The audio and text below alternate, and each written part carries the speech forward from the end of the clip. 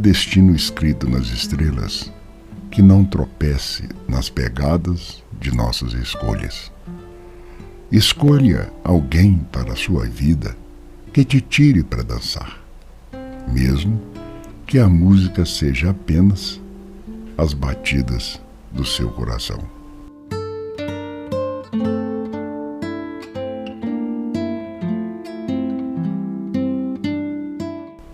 Esse é o capítulo 4 do livro Forças Coeternas, de Eduardo Henriques, disponível também no Spotify e no Anchor.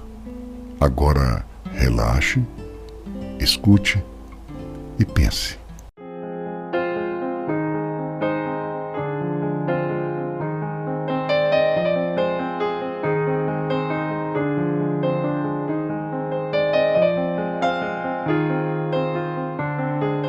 Zezinho já estava acabando de fazer o curso de admissão, que servia como preparativo para os meninos entrarem no que se chamava primeiro ano ginasial.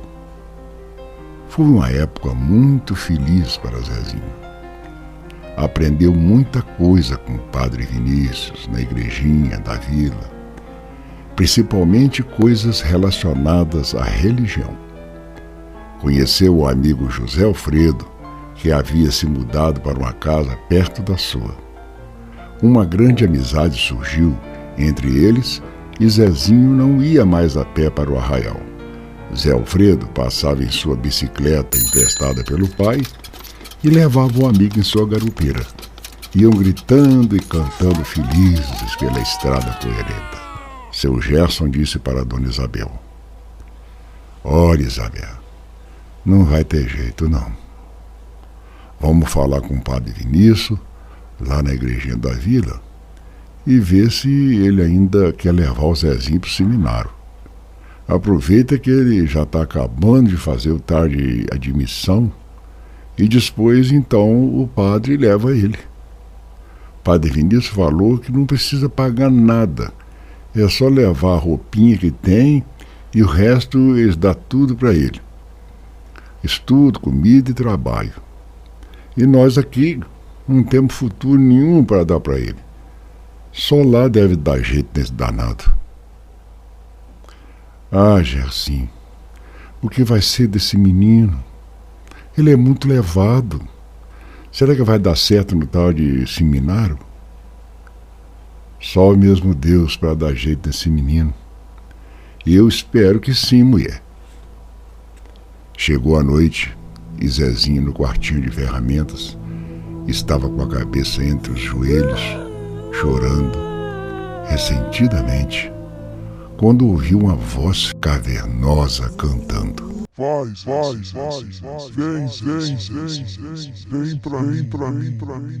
vem pra mim. Zezinho deu um pulo e, quando já ia gritar, ouviu uma outra voz, agora masculina, passando um tom de bondade e segurança: Não tenha medo, José Antônio. Eu estarei contigo sempre, mesmo quando não estiveres comigo. Mãe! Alguns dias se passaram. Num domingo de uma tarde quente e preguiçosa, em que até o sol dá ares de cansaço, Dona Isabel e Zezinho estavam debruçados na janela do barraco onde morava a família Jesus. Na estrada próxima à casa quase não passava ninguém, mas todo dia a essa hora vinha o velho Quirino, indo embora para o seu casebre perto dali. Todo domingo ia ao arraial, sentava no banco da pracinha a observar o movimento. Prato cheio para as crianças ficarem mexendo com ele, zombando. Quirino dava um galope na criançada. Depois voltava ao banco, esperando não se sabe o que. Coitado do velho Quirino. Zezinho mesmo levou muito o galope dele. Também, naquele horário, passava Dona Ilka, do seu Elvésio, em seu jipe antigo, sempre de chapéu, calça e botas. Ao passar, ela acenava para eles gritando e buzinando: Oi, Dona Isabel! E esta acenava de volta. Nesse dia, Dona Isabel pensou em voz alta: nossa, Dona Ilka parece um homem dirigindo esse jipe. Mas alguns dias se passaram. Dona Isabel estava arrumando a cozinha e os meninos brincando no terreiro atrás da casa, quando ouviu-se um bater de palmas no portão da frente. Dona Isabel gritou: Zezinho, vai ver quem é, meu filho. Eu estou escorrendo feijão. O menino correu até o portão. Era a Dona Ilka, levando alguns mantimentos para doar à família. Quem é, Zezinho? Gritou a mãe lá de dentro. Zezinho gritou bem alto: Mãe, é aquela mulher que a senhora falou que é igual o homem dirigindo o jipe. Dona Isabel apareceu na porta da casa com a cara vermelha de vergonha. Zangou com o filho e se dirigiu a Dona Ilka. Que é isso, meu filho? Desculpa, senhora. Criança diz cada coisa, né? Criança diz é a verdade, Dona Isabel. Falou a mulher depositando os mantimentos no terreiro e logo seguiu de volta ao jipe e arrancou, deixando um rastro de poeira. O pai, que ouvira tudo lá de dentro, chegou com o corrião na mão e, bem, mais uma coça aconteceu sob os risos estridentes da avó. Apanha, moleque, que tu não é gente, exclamou ela como sempre, sentada em sua cadeira de balanço, acompanhando tudo o que se passava em sua volta. Vou embora dessa terra, vou voltar lá pra cidade onde eu nasci. Que é danada da saudade, está querendo me matar se eu fico aqui. Essa tal dona saudade, oi, é danada pra doer. Vai chegando de mansinho, vai ajeitando o seu ninho, e ninguém vê, não. E chegou o dia da partida para o seminário. A mãe disse: Zezinho, despede do seu irmão e da sua avó. O trem sai daqui a 1 hora e a estrada está cheia de barro, meu filho. Anda. O menino pegou o Toquinho no colo. Toquinho, meu querido irmãozinho, aguenta firme aí, que um dia eu volto para te pegar. Prometo que eu vou ser alguém na vida para tirar você dessa vida de ninguém. Essa vida miserável. Vou ficar com muita saudade de você, meu irmãozinho, disse apertando o menino contra o peito. Zezinho, você vai ser padre que nem o padre Vinícius? Não, Toquinho. Vou ser muito mais que isso e ninguém vai me segurar. Me espere que um dia eu volto para te levar comigo. Me perdoe, meu irmãozinho querido. E para de falar padre Vinícius. Eu já lhe falei, é padre Vinícius. Despede sua avó, Zezinho, ordenou o pai. Não carece nem de vir aqui, disse a avó. Vai com Deus, você as purga. Já vai tarde. Já vi que Deus vai ter muito trabalho a fazer no seminário. E deu uma sonora risada. E os três saíram em direção à pequena estação de Vista Alegre. Vamos embora, vamos embora, vamos embora, vamos embora, vamos embora, vamos embora, vamos embora. Seu Gerson, Dona Isabel e Zezinho, usando as melhores roupas que tinham, no entanto, careciam de algo melhor. Uma mala surrada e sem alça era levada pelo pai, meio que debaixo do braço e sustentando com a outra mão. A mãe, de mais ou menos novo, só usava a sandália que Dona Argentina, que trabalhava no posto de saúde, lhe dera. Na estação, ouviu-se ao longe o apito da Maria Fumaça.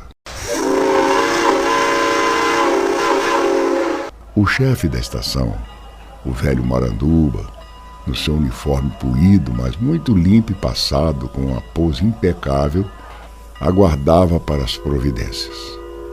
Dona Isabel recapitulou o conselho para Zezinho. Então, meu filho, não esquece, quando o padre reitor lhe perguntar na chegada o que você está fazendo lá, responde: eu vim aqui para ser padre. Se não disser isso, Ele não deixa você ficar lá não, tá bem? Tá, mãe, pode deixar. A senhora já me falou isso 100 vezes. O trem chegou todo festeiro.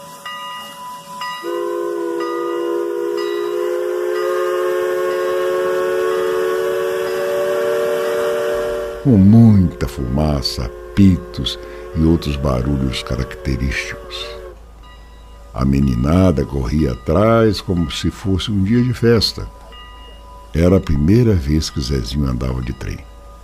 Aliás, era a primeira vez que se lembrasse que saía daquele pedaço de chão. Seu coração palpitava ao entrar no trem. Escolheu um lugar na janela. E já chegou colocando a cabeça para o lado de fora para ver tudo mais de perto. Seu pai falou: tira a cabeça do lado de fora porque vem faísca da cinza do chaminé do trem.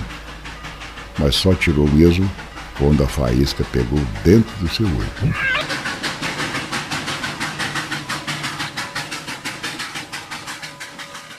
Por fim, chegaram à cidade onde ficava o seminário.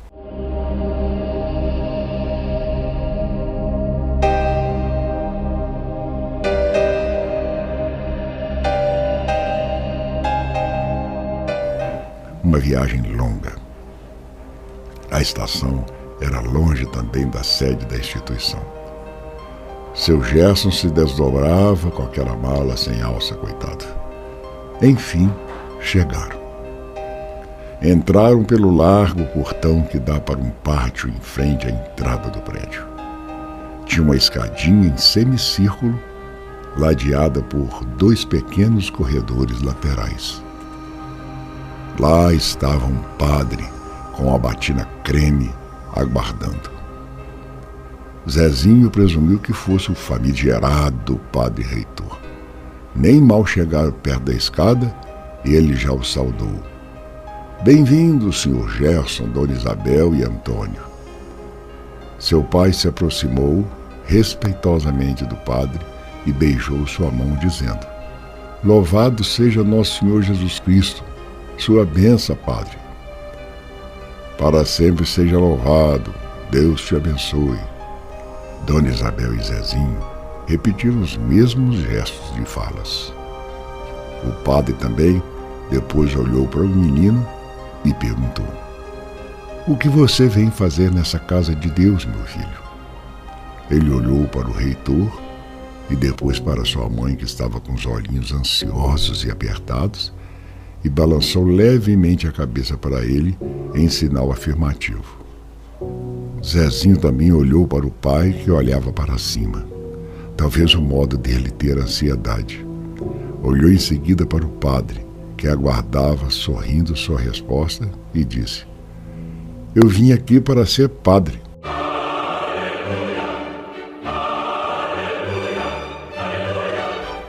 E ouviu um suspiro de alívio da mãe. Bem-vindo a esse seminário, meu filho. Dona Isabel e seu Gerson, querem entrar para tomar uma água, um café? Não, padre, obrigado. Temos que voltar para a estação, que é bem longe, para pegar o misto, que passa às 6 horas da tarde, disse o pai. A mãe agradeceu em seguida. Então, boa viagem de volta. Fiquem tranquilos. Vamos tratar muito bem o Antônio aqui, está bem? Disse o religioso. A mãe abraçou o menino e disse: meu filho, agarra com tudo essa oportunidade. Faz-se bom e obediente. Fica com Deus, meu menino. Quando puder, nós vem visitar você. Vão com Deus, pai e mãe. Cuidem bem do Toquinho, tá? Achei ele muito fraquinho esses dias, disse Zezinho, que recebeu um abraço do pai. Esse, sem dizer nada, lhe entregou a mala. O padre reitor disse: vem, Antônio, vamos entrar. Antônio virou-se para seguir o padre reitor, mas antes parou. Foi até a soleira da porta de entrada e acenou um adeus triste para os pais, que corresponderam. Olhou então para o céu, onde se evidenciavam 2 grandes nuvens.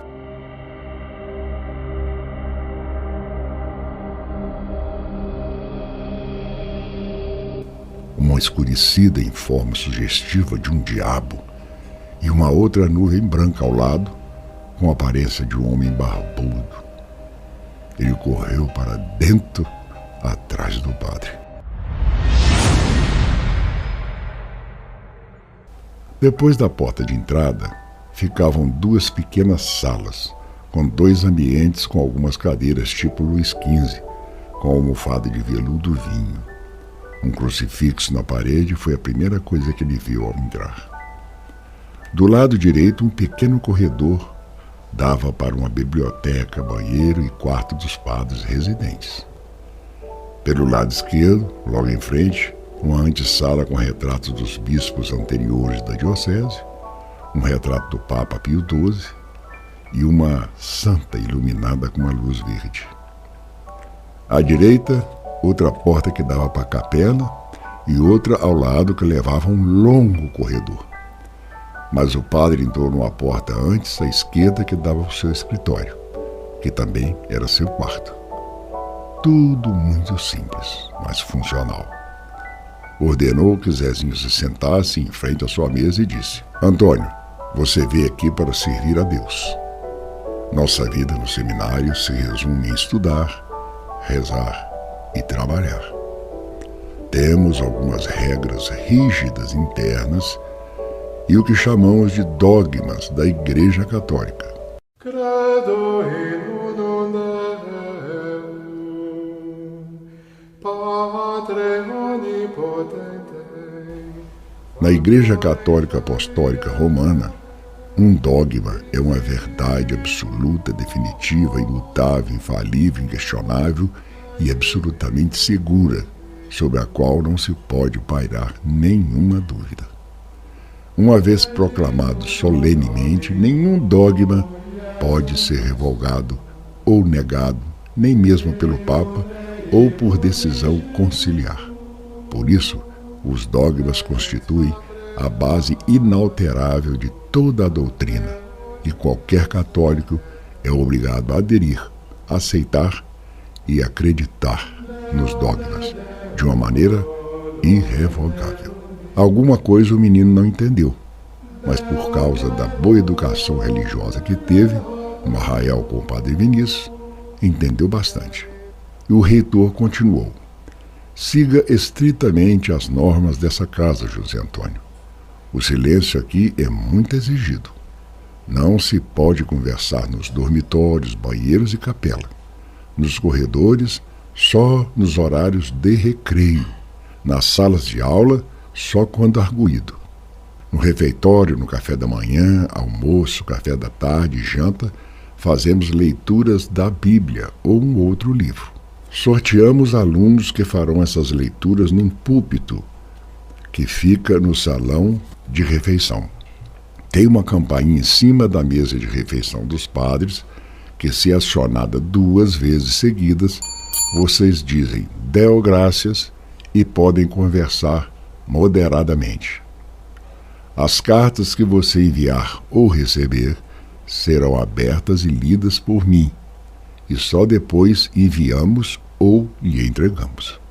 Venha que vou lhe mostrar a nossa casa, Antônio.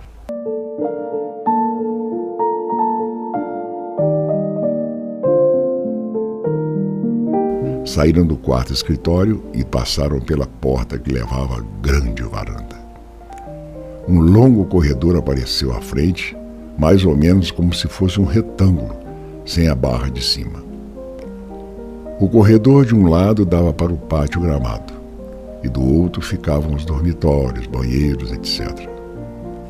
No grande pátio gramado tinha um campo de vôlei, um campo de futebol grande e um pau de sebo com uma corda vindo de cima que terminava no meio com a bola achatada amarrada na corda. Zezinho foi saber depois que aquilo se chamava espiribol, um esporte não muito comum no Brasil.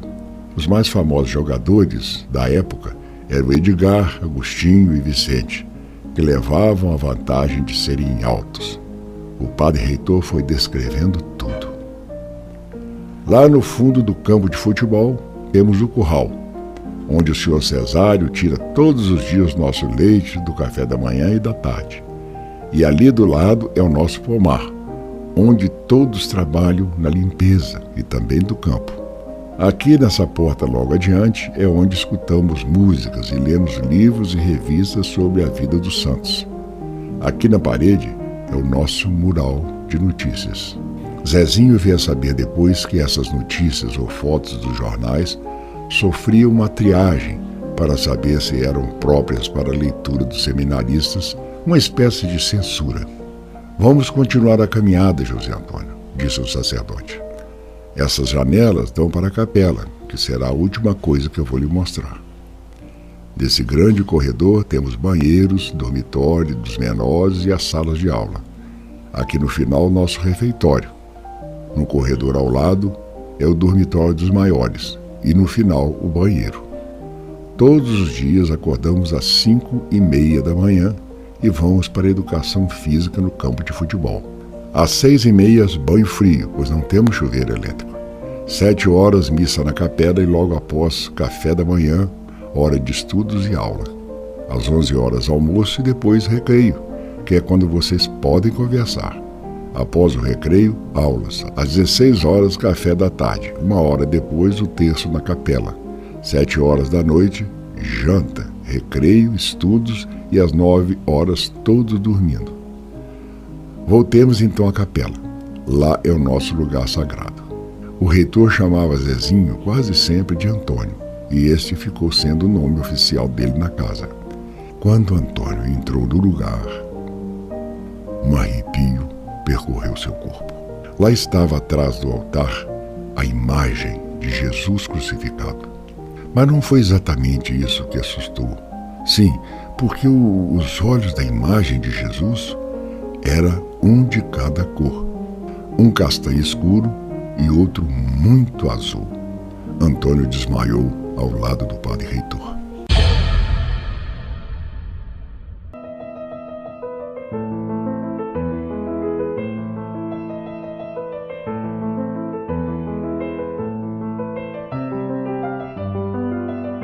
Esse é o final do 4º capítulo do livro Forças Coeternas. Locução: Eduardo Henriques. Ouçam os próximos episódios. Fiquem na paz.